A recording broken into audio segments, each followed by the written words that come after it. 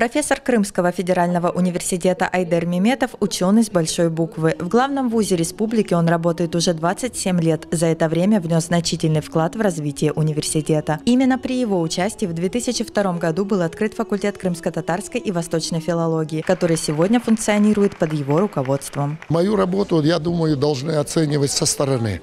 И, слава богу, до сих пор она оценивается положительно, как руководством нашего университета, так и общественностью. Мы готовим таких специалистов, которых нет в Крыму.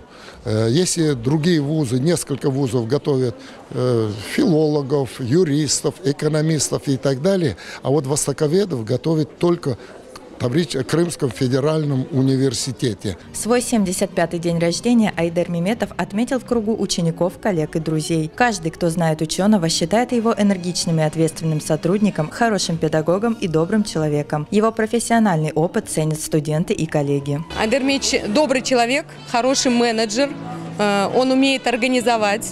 Это не значит, что он нас не ругает. Ругает еще как.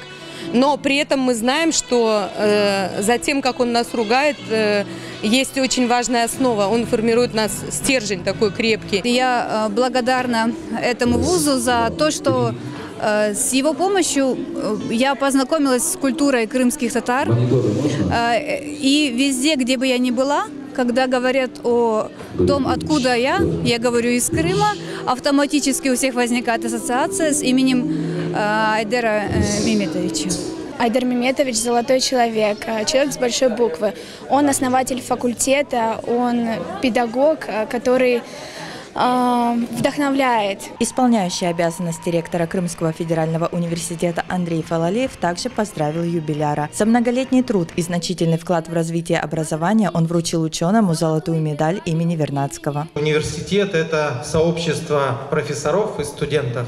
И вот когда профессора такие, то за университет берет гордость. И это здорово. Праздничную атмосферу дополнили вокальные и музыкальные номера крымско-татарского ансамбля «Хайтарма».